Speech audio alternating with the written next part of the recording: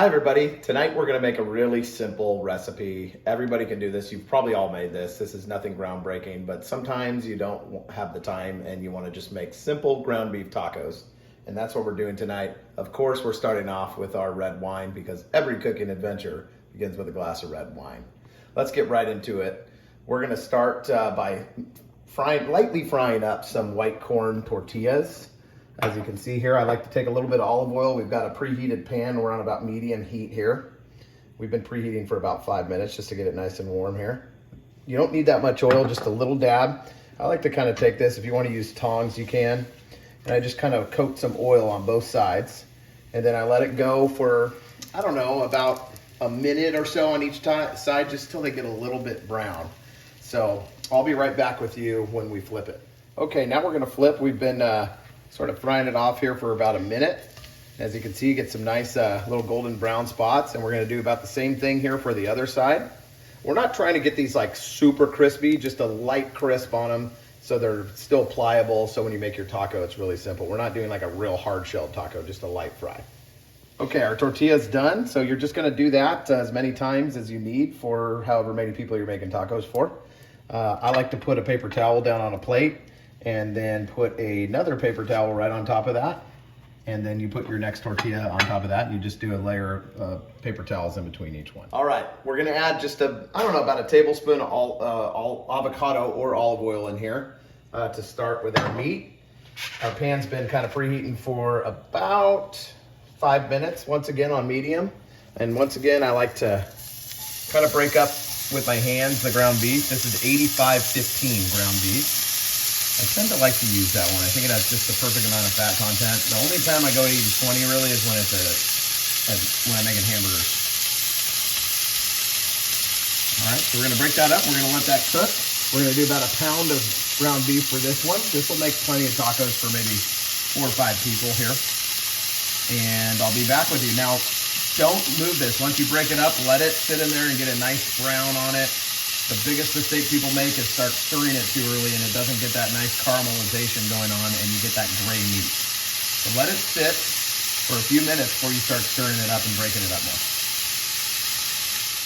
Okay, so it's been a couple of minutes, maybe 2 or 3 minutes here with the ground beef since I put it in. As you can see, when you see this sort of hemoglobin, or people call it blood, but it's really not blood. When you see that sort of rise to the top there, that's kind of an indicator of crushing it up and maybe giving it a little stir here.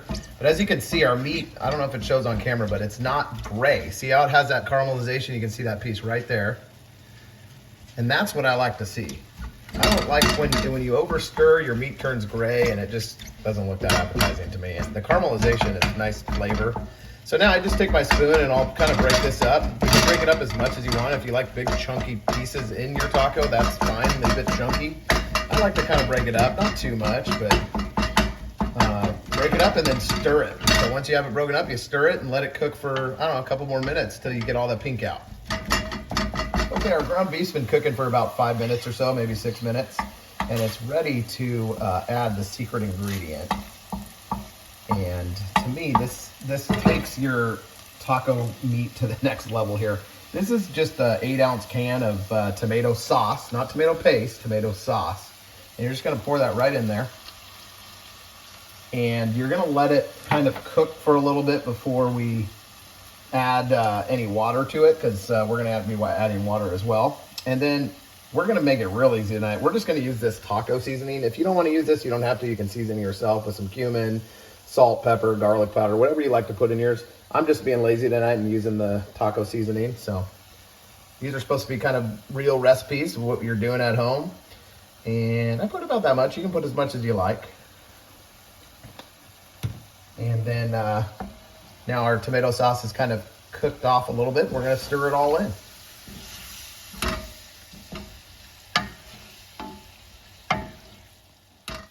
All right, we're gonna add about half a cup of water to this.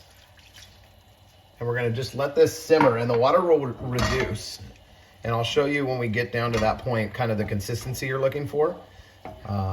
But this just kind of helps the meat tenderize in the liquid and bring all those flavors together. So I don't know, it's gonna be probably about 5 minutes or so till it's perfect. So we're gonna put our heat to low and just let it simmer on this with this sauce all blended together here.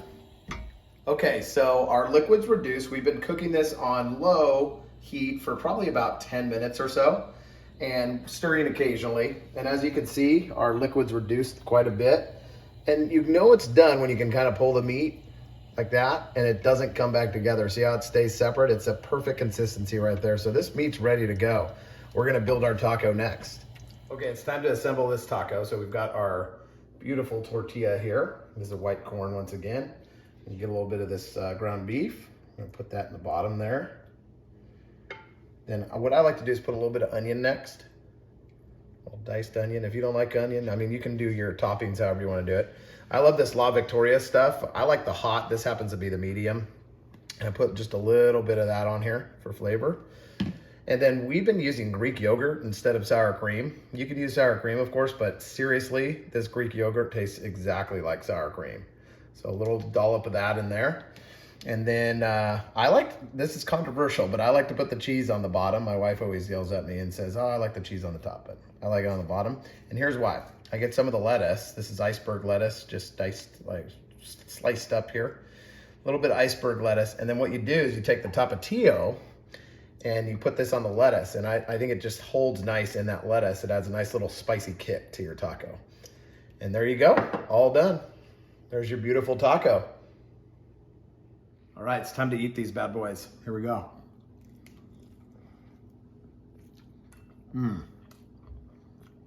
It's so good. That Greek yogurt instead of the sour cream, delicious.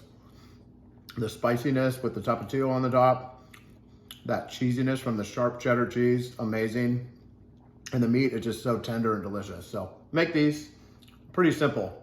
Only takes, I don't know, 20 minutes or so to make this whole dish. Have a good night.